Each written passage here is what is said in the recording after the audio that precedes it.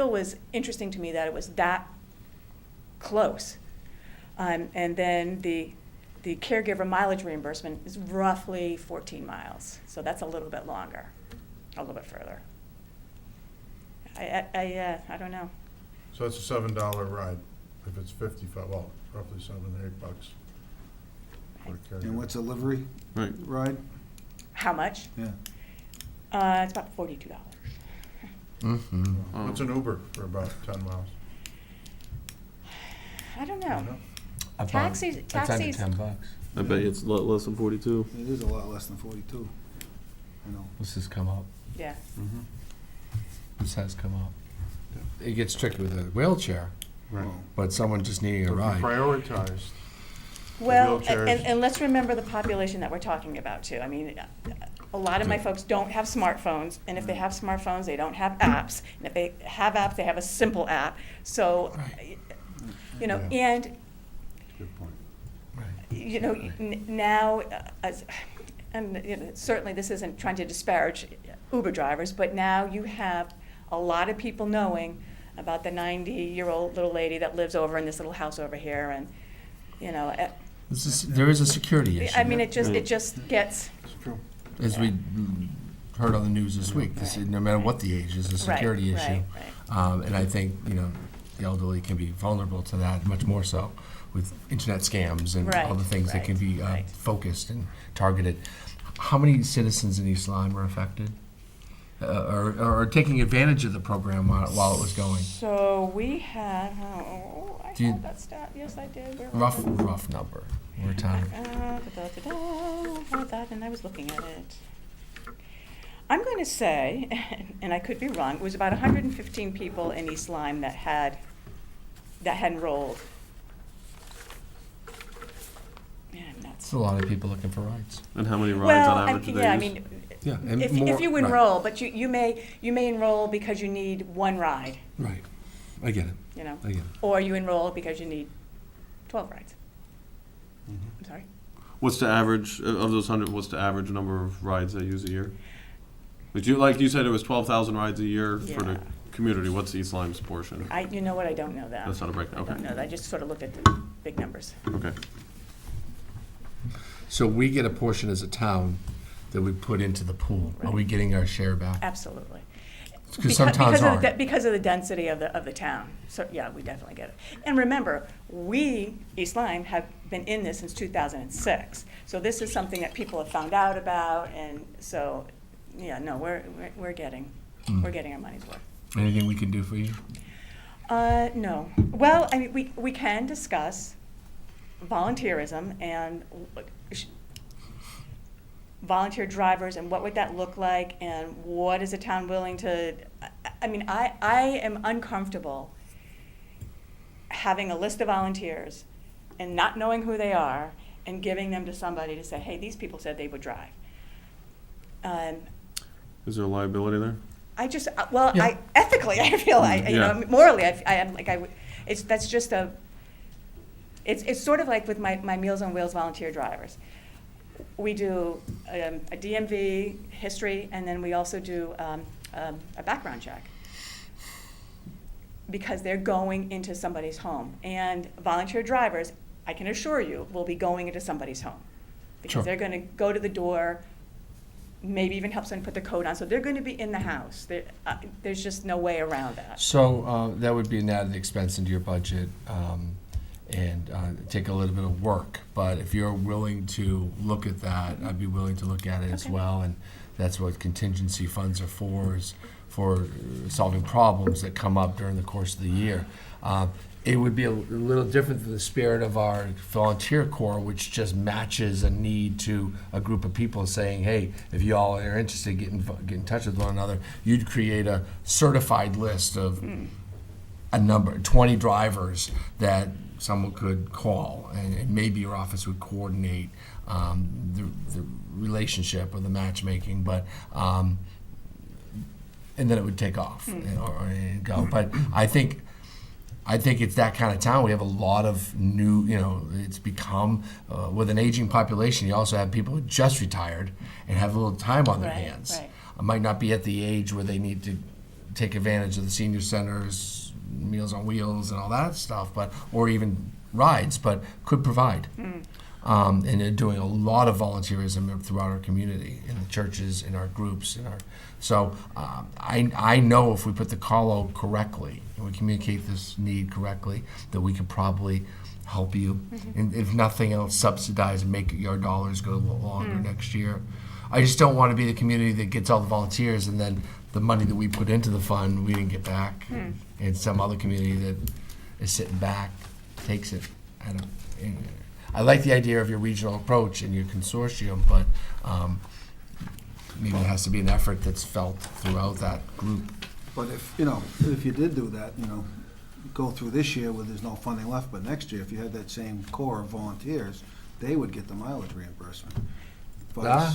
delivery. Yeah, I was Yep. gonna say they should get the Yep. mileage So reimbursement. it could be sustained and make the dollars they do Right, receive go right. further. And we have talked about trying to encourage people to shift from delivery to the caregiver mileage reimbursement. But what we hear is, again, Who I am I don't know gonna- yeah, anybody, yeah. or I don't want to ask my They don't want to kids, ask. or my kids work, and so the $18 that they're going to get for mileage reimbursement doesn't cover the Right. fact that they're not getting the day's pay, so. And they don't want to ask, but if a volunteer is stepping up saying, I Right, want to right, help, right, right. there's a different tone to Yes, that, isn't yes, there? So, yes. And if you vetted them the same way as your Meals on Wheels Right, drivers, right.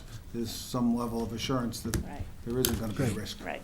Can I just ask one more question? Sure. What is the lead time between someone requesting a ride and getting the ride? Is it a week, a day, an hour? 48 hours is the minimum. What is? 48 hours is the minimum. 48 hours. And what's nice, because we contract with Curtin Livery, so it's 24 hours a day, 7 days a week. Not that, typically it's 6A to 6P, Monday through Friday is the bulk of when the rides are, but they can, and this is important for dialysis people, because on Saturday and Sundays, there is transportation available.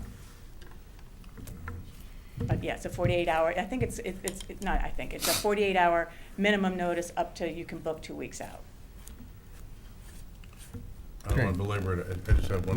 No, that's why I'm here. Oh, she's here tonight. Has there ever been a look at if there's any low cost or software available for, like what UPS and FedEx does for optimizing routes? That is something simple that might be able to That would increase be the a efficiency? question for John Rood, who's the director of VCTC, but I'm sure that they Looked at have that. tried to do that, Yeah. Just a thought. yeah.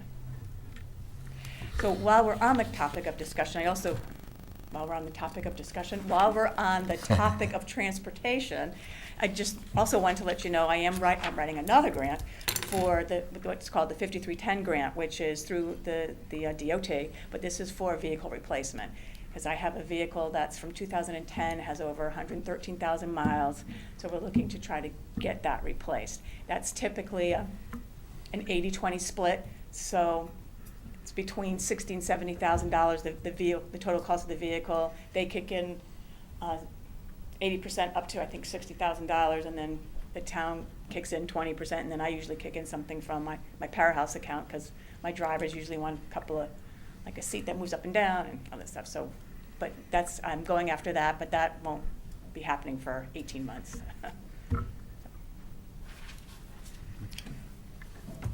Okay. Anything else I can help you with? Thank you for all the work Thank you you. do and your multitasking that you do over there. And you're right, it is a transportation department. Many of our conversations center Yeah. around that, and I didn't mean to minimize all that you do and all your great staff does over there, because it's so much. But a lot of the angst, or a lot of the attention, a lot of the friction points seem to be coming from transportation and the need. And the reality is, we have an aging population that doesn't want to get on the highway, and you explained succinctly and really clearly, and I didn't think about this, how the doctors are more spread out than they may have been 10 years ago. That makes a lot of sense. It really, once you started thinking about it, Yeah. like, that's right. You know, Yeah. and I can talk about it personally, but I can also talk about it professionally, how it's just that they're not clustered around the hospitals anymore. They're, for better or for worse. So what's going on at the senior center? I got you on there, and I can kind of stretch So we this just had our agenda item. mystery theater Yeah, how'd on that go? Saturday. That went very well. It was sold out. Sold out. Sold out. And, And that was to raise money so partially for the theater group to Yep. put on plays or musical or whatever they're doing up at the band shell Yes, this summer. yes, Great. yes. And we have our shred day coming up, which is May 11th. I know there's another shred day through hazardous waste or something that.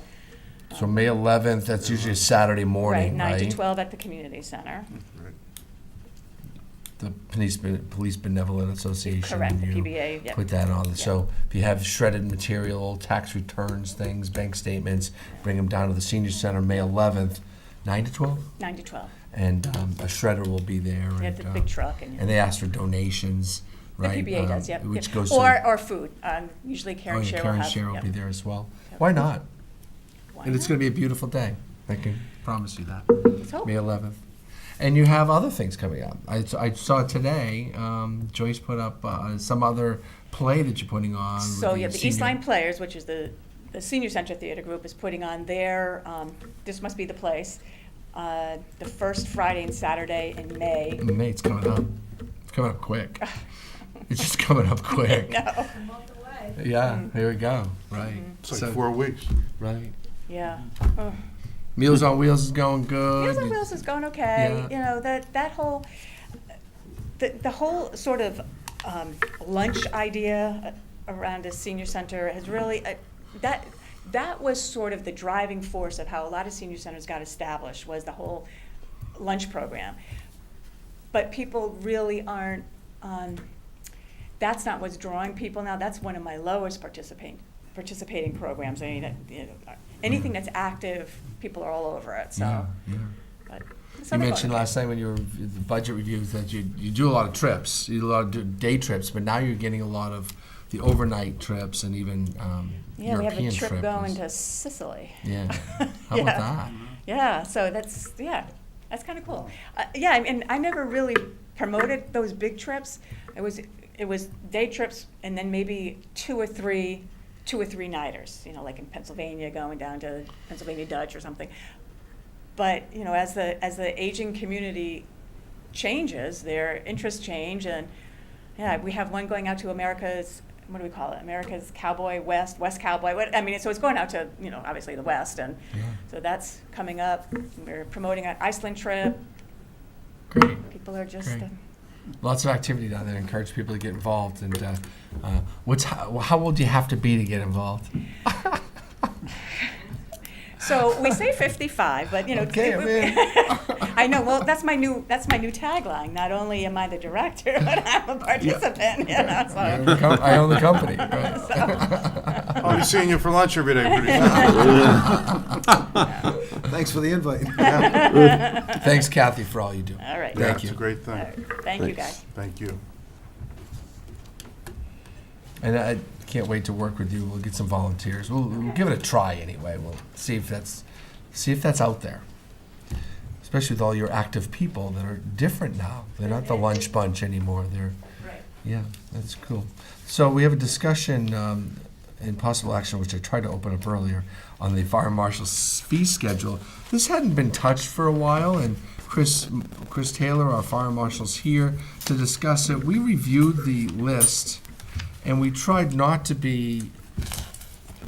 There was a way to, we could have, this list could have gotten much longer. Other towns charge for the list for all sorts of things, and would have kind of been a little bit more of a burden on our citizens.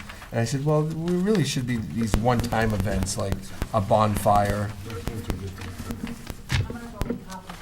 Oh, okay. I have. It's on the back of the I have consent it. calendar. Oh, that's Double-sided. interesting. Yes. It's good. So, Good evening.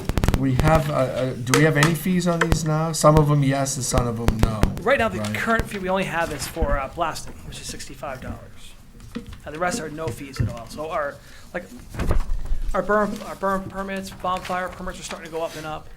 A lot of times we get nuisance calls from them, so the firehouse is responding to these all the time. I go, you give a burn permit and they have supposed to be a 6x6x6 burn pile and someone will call in and it'll be 24 by 12. The firehouse is wasting fuel to go to these.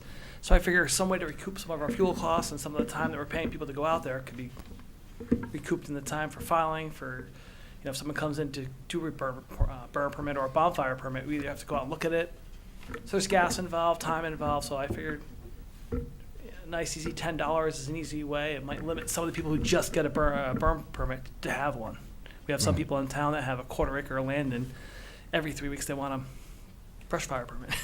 So it's more or less to combat some of the people who maybe come in every couple of weeks to get one versus who really need one. So that was my thought behind it. And some other, maybe you could just walk us through a couple of them. There was a couple of the more of a nuisance stuff, like starting at the bottom, the Sure. liquor permit. Sometimes you have last minute requests that you have to do a big file of paperwork and you have 8 hours to do it or the person's going to get a big fine. Most of our liquor permits in town, any of the permittees get the permit paperwork 90 days before it expires. A lot of times we get a phone call the day before it expires. So we have to run around, help them get a lot of stuff done.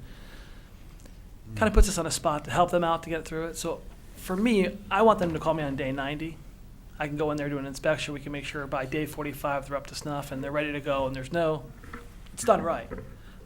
If they call the last day or two, it kind of puts us in a bad situation. We have to follow the rules, but we're helping them get this process pushed through, and it's time consuming. We're doing other things, and I don't want to. This is the least. I don't ever want to have to do this to somebody. I want them to call me on day 90 when they get the paperwork.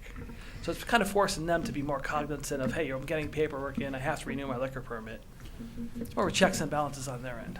So if we're calling on day 90, what's the fee? Zero? There'd be no fee. 90 for us. days out. 90 days out. Yeah, It's more or less it's you're putting us on a spot, and it's more or less yeah. So you're not caught Yeah. trying to. And so, in an 18, 3 of the 30 you do per year came in the last week, roughly? about 10%? 10%, yeah. Oil tanks, we do some calls for oil tanks, large oil tanks. It's a 2 or 3 day process. We have to go out there, photograph, go back and forth. They take the tank out of the ground. We have to take pictures, make sure the soil samples get sent off properly.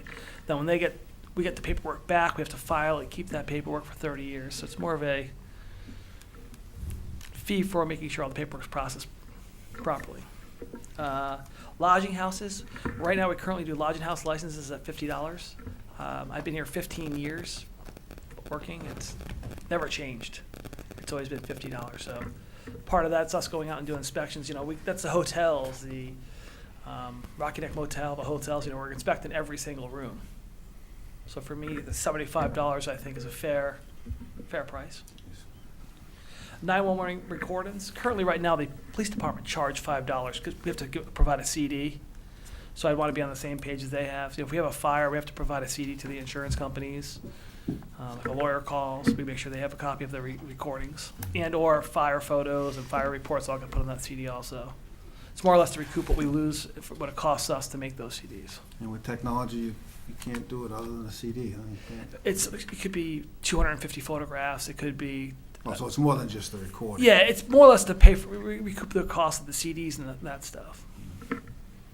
Color photos. Sometimes for fire reports, we have to give out. We're requested to give out color photos. So we want to recoup some of the costs for our toners and stuff. So let's talk about the fee schedules in other towns and how this is kind of what we were working off of. Sure. You did a lot of homework on this, and there was a whole laundry list of fees that you gave me, and we whittled this down to the half a dozen you have in front of you or so. We started with a list of about 20. Other towns typically charge for these They things. do. We sat down with And Mr. we Nickerson. haven't A lot reviewed of this for a long time. Yeah, a lot of towns, just like the building officials, they get certain dollars for plan review, sprinkler review, square footage.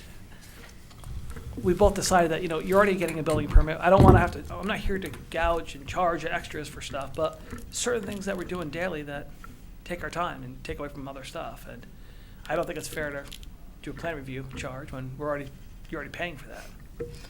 Yeah, so there was that. That was one specific one. I said, well, if someone's coming in and cutting a check for a building permit fee, I don't want them to then go to the next department and have to cut a check in the next department. We do a little bit of that anyway with water and sewer, which is a different company, really.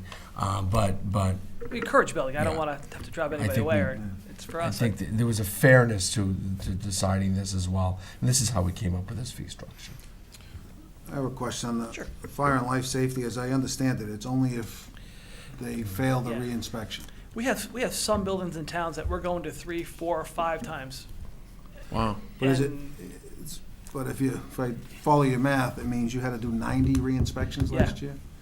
Not just initial? Not just initial, 90 on, in those, Wow. yeah. It's the ones that didn't bother to do And we have it. Didn't some do that, anything. and then some we have some buildings in town, I know, but we've gone to 4 or 5 times, they ignore us, and it gets to a point where we do the abatement process of going to the courts. Yeah. And I don't want to go that route. A lot of them we ask just for a game plan. Give us a plan on how to fix, if you have 10 things that are wrong, let's fix 2.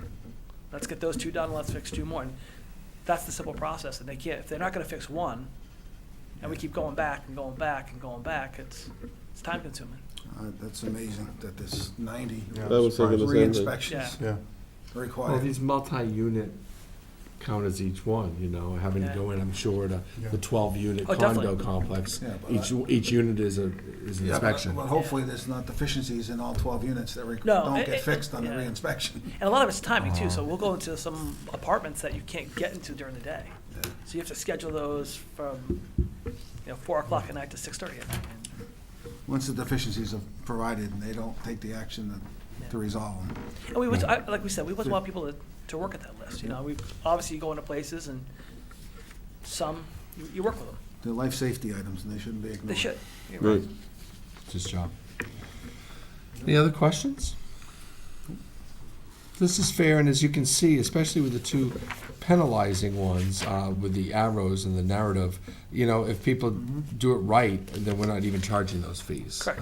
Which means the fee schedule or the potential revenue would go way down. Ultimately, we'd like to train the people out there, the contractors and the liquor establishments, restaurants, just to do it, to work with us.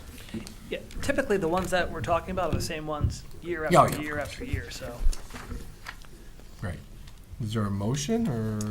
Move to approve the fire marshal service fees as submitted.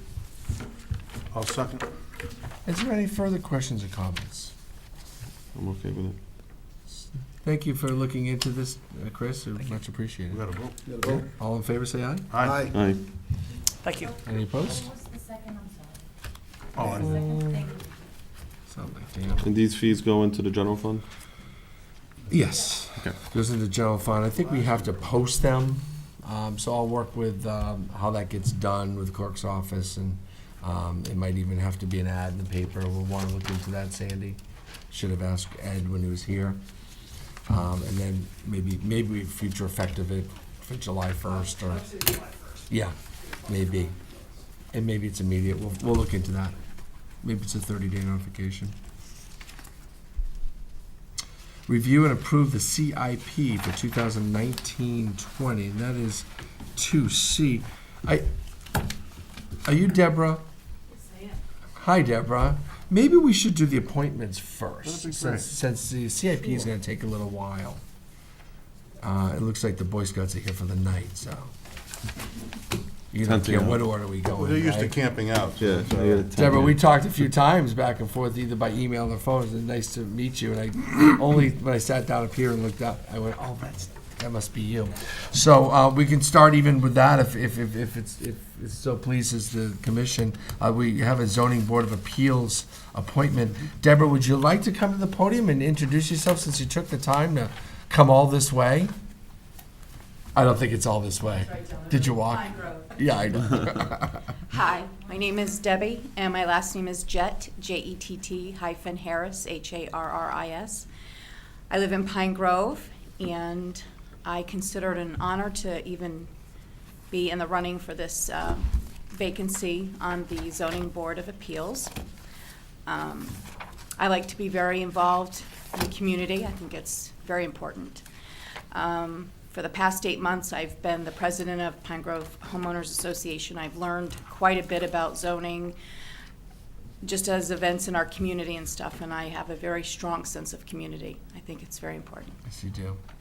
And yes, you've been very involved down there, trying to Yes. make your neighborhood better. and Yes, it's environmentally issues as well, Right. and just Appreciate it. and I know you've been, the Democrats have endorsed you to Yes. come up here. Yes. And I appreciate it. So you're not in the running. You're it, man. If all we have to do is vote.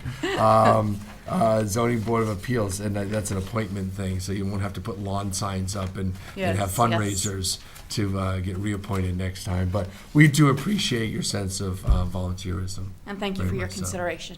Nice to meet you. Nice to Thank meet you too, All right. all of you. Thank you. We need a motion? Yeah. I would move to appoint Deborah Jett Harris to the Zoning Board of Appeals.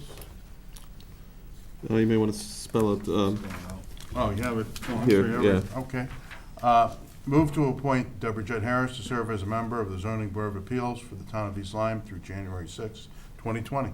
second? Motion and second. So after 2020, there's the potential, if you don't make too many people angry, of a reappointment. So, but we have certain timelines where we would appoint to. So, and then normally it's a 4-year appointment after that, Okay. just so you know. Okay. We have a motion. It's been seconded. Any further comment? All in favor, say aye. Aye. Any Aye. opposed? Any abstain? Thanks. Thank you very much. you. Thank you. Thanks for coming out. Got you home at a reasonable time, too. I'm happy about that. We'll stay with 2E. Might as well just, Yeah. Yeah. I could take either one. Well, Chris is here. Public Safety Vision Committee. Let me explain that. When we were making appointments to the Vision Committee, by the way, our colleague on the left here, Paul Daigle, is the chair now, by his colleagues, has been named chair. We said we'd put 12 people on there, 3 from Selectmen, 3 from Finance, 3 from Police Commission, and 3 at large. And when I said 3 at large, Mrs. Hardy had suggested, well, why don't we put the police chief on there as one of the 3? It made sense at the time, but what we didn't think of is there's another department head, a very vital one, very important one in that building that really needs to have a big say in this, because he's also the tech guy when it comes to all the wiring and the communications that will be involved in that. So we said, well, why don't we just move this to a 13-person committee? It seems cumbersome, but they've already split off doing different work. So we're asking for your consideration of nominating Chris Taylor to be on the Police Safety Vision Committee as a voting member, if you will, and this period would last up until the job is done. I'd like to make that nomination if it's Wonderful. okay with you. I move to appoint Chris Taylor to the Public Safety Vision Committee with a term to expire when the committee disbands. I'll second that motion. Okay, Chris. All in favor, say, would you like to say anything, Chris? You don't need to. Thank you. All in favor, say aye. Aye. Any opposed? Any abstain?